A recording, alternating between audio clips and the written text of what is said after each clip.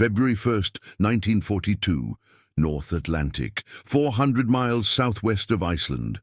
The sea is black glass under a moonless sky.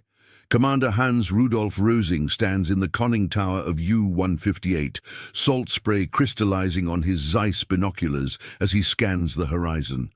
The temperature hovers near freezing. His crew below deck is warm, crammed into their steel coffin. But he prefers the sting of Atlantic air. It keeps him sharp. Tonight feels different.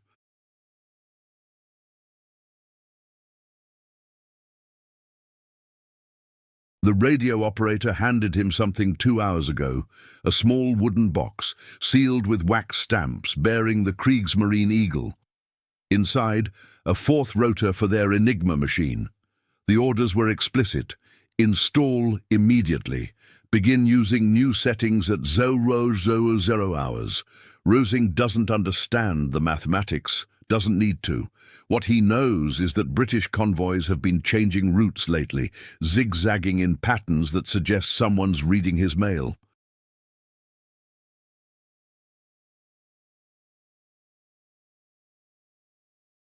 Admiral Dönitz suspects the Allies broke the three-rotor Enigma.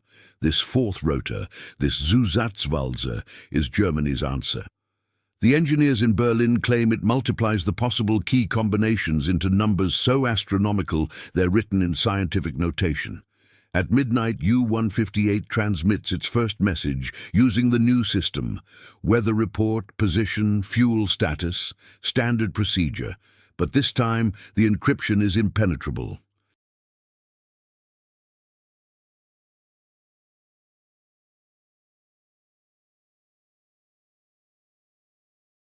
Rosing doesn't know it yet, but in that transmission, he's just helped plunge the Atlantic into darkness, a darkness that will drown thousands of Allied sailors before the lights come back on. The crisis before the change. January 1942. Bletchley Park, Buckinghamshire, England. Hut 8 stinks of tobacco and unwashed mathematicians. Alan Turing sits at his cluttered desk, staring at intercepts that have grown increasingly sparse. The breaks are coming slower.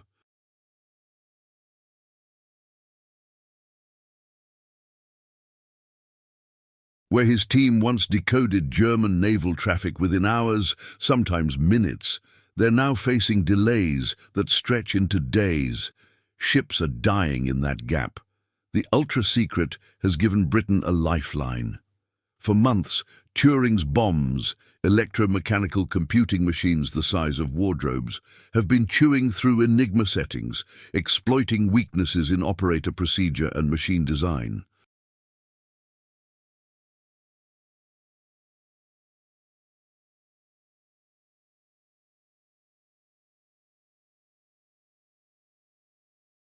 The naval version, codenamed Dolphin by the British, fell regularly enough to rout convoys around wolf packs, but something changed in January. The intercepts are fragmentary. Harry Hinsley from the intelligence section brings Turing the latest casualty reports. 17 merchant ships sunk in a week. U-boats are operating with impunity again. The Admiralty is asking questions Turing can't answer.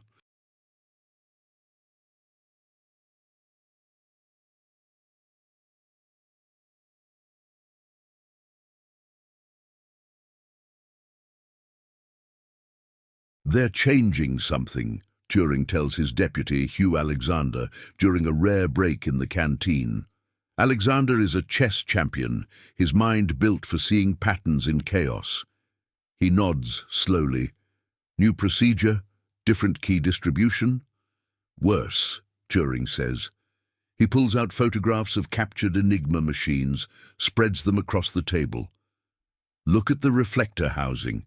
German engineering doesn't waste space. There's room in that casing for another rotor.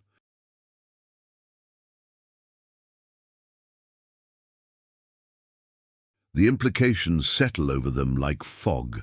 A fourth rotor wouldn't just increase the key space, it would multiply it by a factor of 26. Every letter the fourth rotor could be set to is essentially an entirely new machine.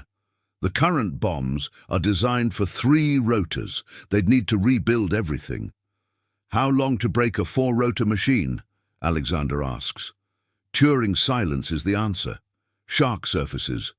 February 2nd, 1942.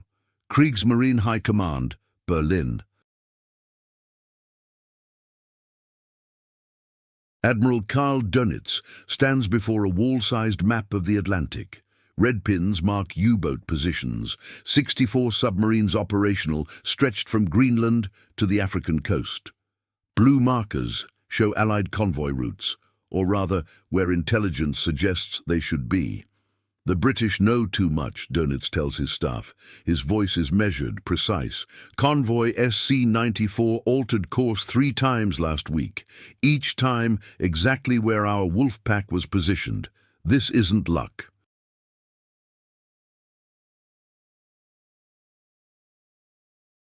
This is intelligence.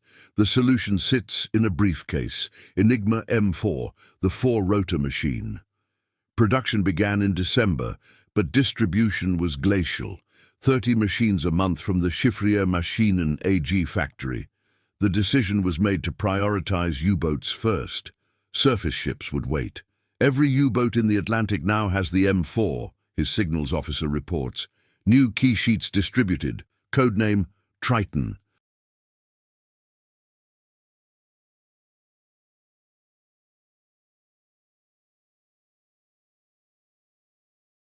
The British are calling it Shark in their intercepts, according to our listening stations.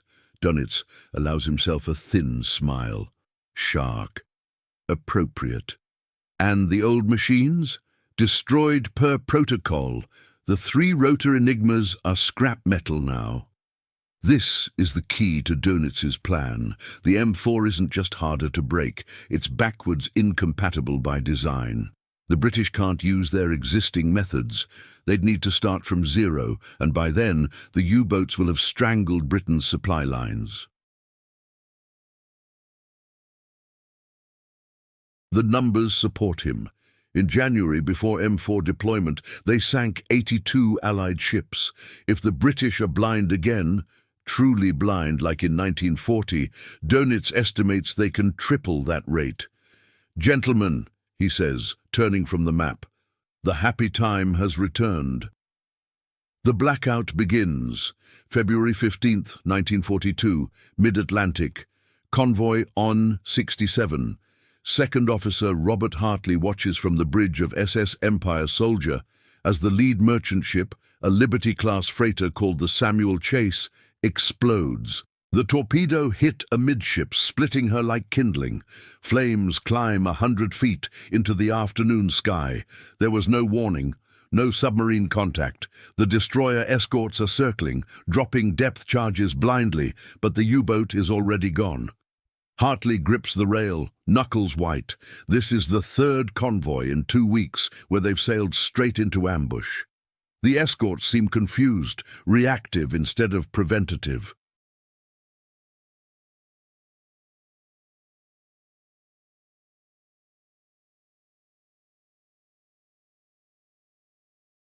Before, they'd route them around danger zones with almost prescient accuracy. Now they're blind. In his cabin below, Hartley keeps a small notebook documenting losses.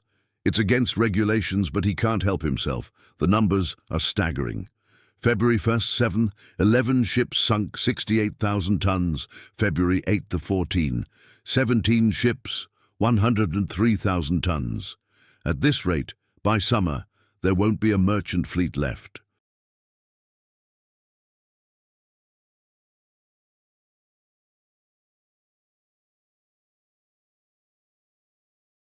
What Hartley doesn't know, what nobody outside of a handful of British intelligence officers knows, is that the blackout is total. Bletchley Park isn't reading German naval traffic at all. Every intercept is gibberish. The rotors they're testing, the cribs they're exploiting, the patterns they learned over 2 years of cryptanalysis, all worthless against the M4 desperation at Bletchley March 1942. Hut 8, Bletchley Park. The bomb machines sit idle.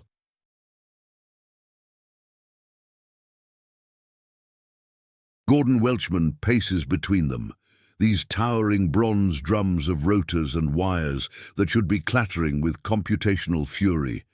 Instead, they're silent monuments to obsolescence. Each machine cost $6,500 to build, a fortune. And now, they're useless against the four-rotor beast.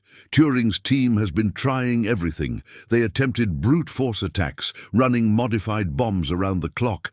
After 72 hours of continuous operation, they broke exactly 0 messages.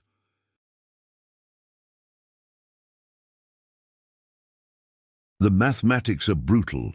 3 rotors gave 159 quintillion possible settings. 4 rotors multiply that by 26. The bombs would need to run for decades to exhaust even a fraction of possibilities. Joan Clark, one of the few women in Hut 8, notices something in the intercepts. She's been cataloguing every shark message for weeks, looking for patterns. Most cryptanalysts would miss it. It's in the metadata, not the content. The message preambles show timing patterns.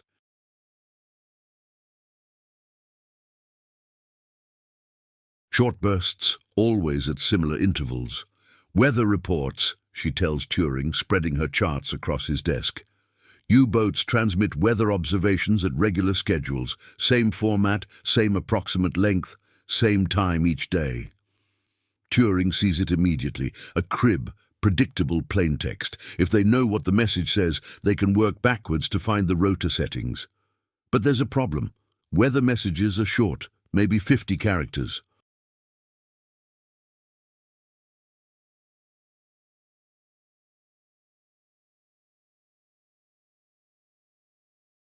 Not enough data to crack a 4-rotor machine. We need more, Turing mutters. We need the actual machine. The Wolfpack's Hunt, May 1942, North Atlantic, U-94. Kapitan Leutnant Otto Itis reads the decoded transmission from BDU, Befehlshaber der U-Boote, Dönitz headquarters. A convoy designated HX-191 is steaming northeast. 19 ships, minimal escort. Coordinates, speed, heading, all precise. The British are routing convoys as if they're still using 1940 tactics, linear and predictable. U-94 is part of Gruppe Hecht, a wolf pack of 12 submarines spread across a 300-mile line. When one boat makes contact, they all converge. Eitz has been at sea for 26 days. His crew is exhausted, cramped, breathing air thick with diesel fumes and body odor. But they've already sunk 3 merchantmen this patrol, 1 more convoy, and they'll be aces. The attack comes at 0200 hours. U-94 fires a spread of 3 torpedoes from 800 meters. 2 hit. A tanker called the British Prestige erupts in flames, aviation fuel igniting the night. Eitz watches through the periscope as men jump from the burning deck, their silhouettes backlit by fire. Some are already burning when they hit the water. The destroyer HMS Volunteer turns toward him, but Eitz is already diving to 150 meters, running silent. The depth charges come. He counts 11 explosions, but they're poorly aimed, detonating 50 meters away. His hull groans but holds.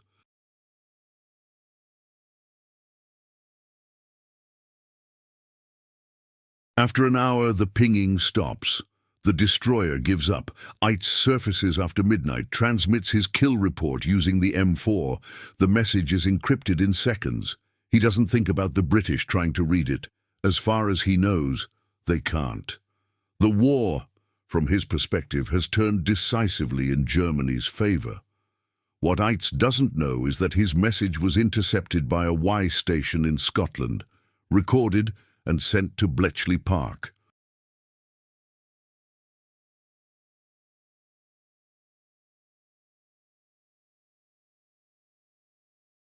Where it joined thousands of others in an ever-growing pile of undecipherable text, the Admiralty's Crisis, June 1942, Admiralty Building, London. Admiral Sir Percy Noble sits in the submarine tracking room, staring at a map that's increasingly dominated by red. Each pin represents a sunken merchant ship. In June alone, 144 ships, 700,000 tons. Extrapolated annually, Britain will lose its entire merchant fleet in 18 months.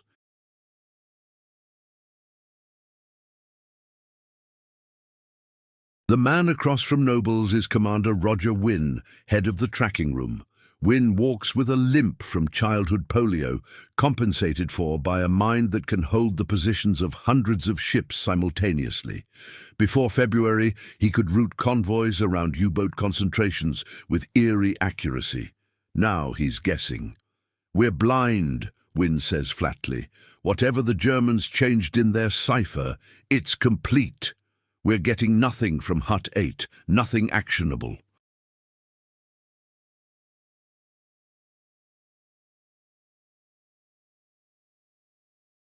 Noble knows the statistics. Before the blackout, losses averaged 80 ships monthly. Now it's double. At some point, the mathematics become existential. Britain imports 60% of its food. The island runs on imported fuel. Cut the Atlantic lifeline, and Britain starves. "What about direction finding?" Noble asks. "We can still track their transmissions." "Range is too imprecise. We know there are U-boats somewhere in a 1,000-square-mile area. That's not enough to route around them."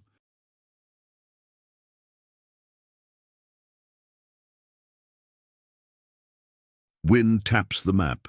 "We need to read their messages. We need to know exactly where they are, exactly where they're going."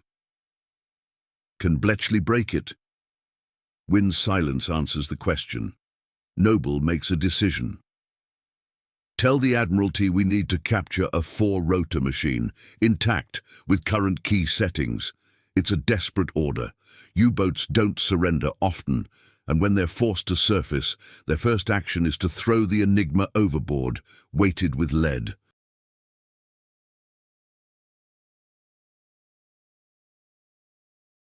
But desperation breeds audacity. Pinch, the hunt for U-559, October 30th, 1942. Mediterranean Sea, 70 miles north of Port Said.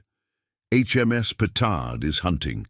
The destroyer has been tracking a submarine contact for 6 hours, following the faint sonar returns through the warm Mediterranean waters. Lieutenant Commander Mark Thornton knows his target is running out of options. The U-boat has been forced down, depth charged repeatedly, and they're in shallow water near the African coast. The submarine is U-559, commanded by Captain Lieutenant Hans Heitmann. His boat is dying, battery power nearly exhausted, air foul with carbon dioxide, hull plates cracked from depth-charge concussions. At 2200 hours, Heitmann makes the only choice left: surface and scuttle. U-559 breaches like a wounded whale, water cascading from her conning tower. Petard's searchlights pin her immediately. The destroyer's 4-inch guns train on target, but Thornton orders them to hold fire. He wants prisoners. More importantly, he wants whatever's inside that submarine. The German crew abandons ship, diving into the oil-slicked water. Heitmann stays aboard long enough to open the scuttling valves, then jumps. U-559 is flooding, but she's not sinking fast enough. Lieutenant Francis Fasson sees his opportunity. Without orders, without hesitation, he dives from Petard and swims toward the U-boat. Able seaman Colin Grazier follows.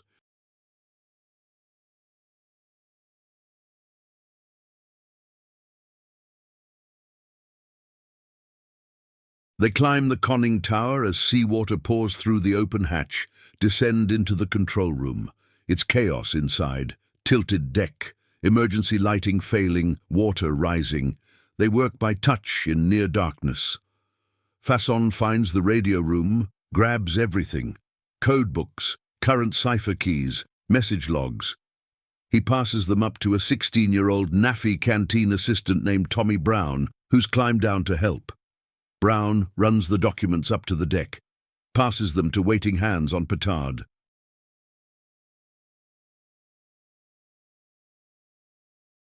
Fasson goes back down. So does Grazier. They're looking for the Enigma machine itself. U-559 lurches suddenly, nose down. The scuttling valves are winning. Water floods the compartments with terrifying speed. Brown, still in the conning tower, screams at them to get out. Fasson and Grazier never emerge. The submarine takes them down, sliding beneath the Mediterranean in 300 feet of water. Tommy Brown survives. So do the documents he saved. The Breakthrough, December 1942, Hut 8, Bletchley Park. The materials from U-559 arrive in a canvas sack, still damp with seawater and oil. Turing and his team spread them carefully on tables. The Wetterkurzschlüssel, short weather cipher codebook. The Kurz signal heft, short signal book. Most crucially, the current month's key settings for the M4 Enigma. The documents are in German, obviously, but the format is clear.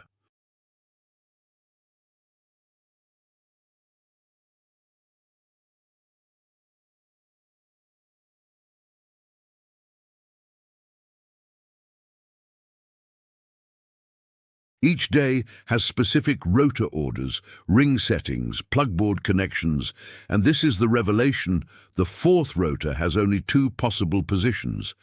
The Germans call it the Greek wheel because it uses Greek letter labels, beta and gamma. This is the weakness Turing needed. The fourth rotor isn't used like the others. It's semi-static, changing rarely.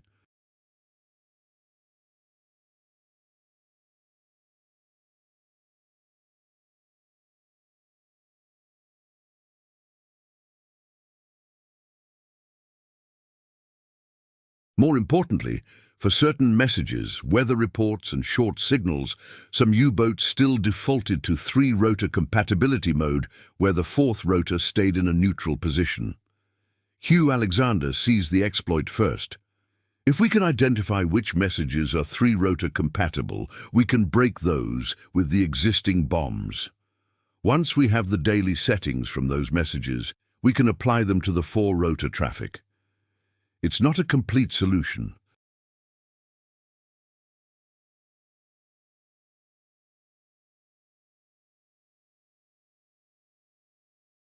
They'll still need new bombs, 4 rotor variants, but the captured documents give them a roadmap.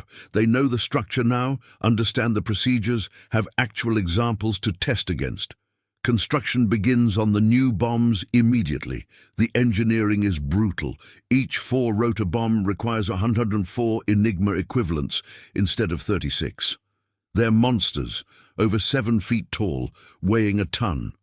The first prototype, commissioned in March 1943, is designated Mammoth.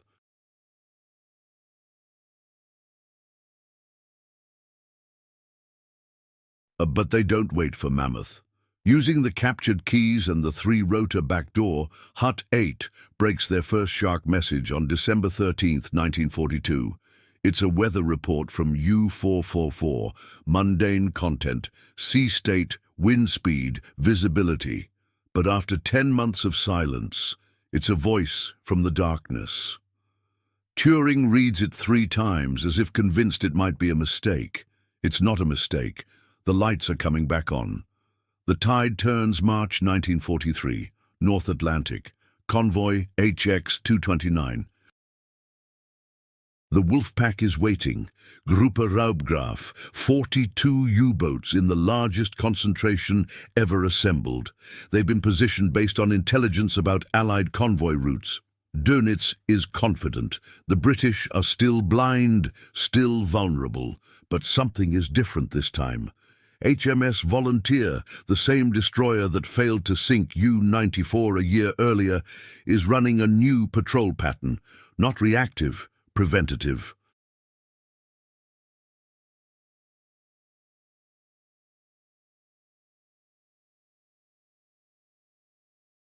The destroyer breaks from the convoy escort, steams directly toward a position 120 miles northwest, where, according to British intelligence, 3 U-boats are waiting. The intelligence comes from Hut 8.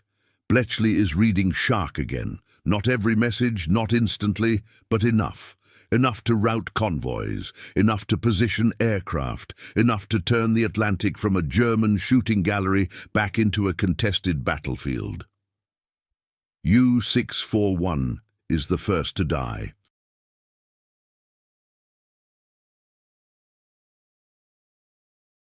Caught on the surface by a Liberator bomber from Iceland, the aircraft drops 6 depth charges in a perfect straddle.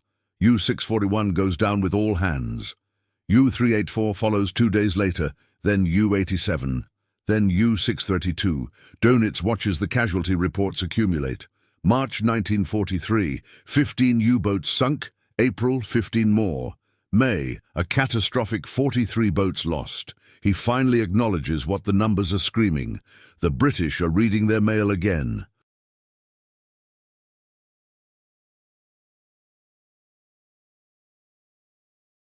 On May 24, 1943, Dönitz makes the hardest decision of his career.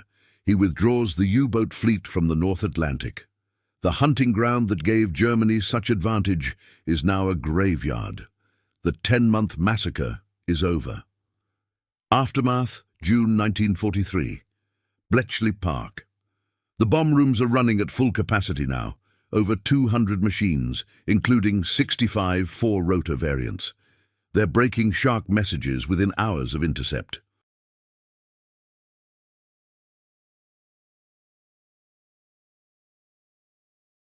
The intelligence feeds directly to the Admiralty, to Coastal Command, to the convoy routing authorities. Turing walks through Hut 8 one evening, watching his team work. They look exhausted. Most haven't had a proper night's sleep in weeks. But the mathematics are working again. The patterns are visible. The war, at least this part of it, is winnable. He thinks about Fasson and Grazier, the 2 sailors who drowned inside U-559.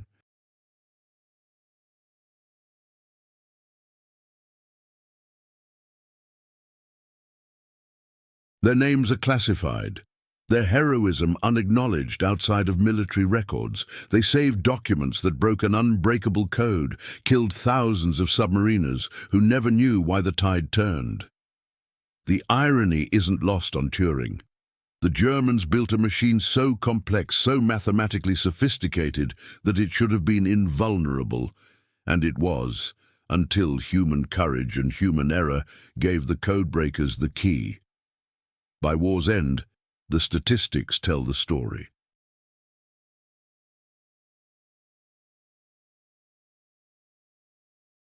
From February to December 1942, during the Shark blackout, U-boats sank 1,160 Allied ships. From January 1943 onward, with Bletchley reading traffic again, 781 U-boats were destroyed, 3/4 of Germany's entire submarine force. The 4th rotor gave Dönitz 10 months. 10 months of massacre, of merchant sailors drowning in burning oil, of supply convoys disappearing into the Atlantic darkness. But those 10 months weren't enough. The codebreakers came back from the dead.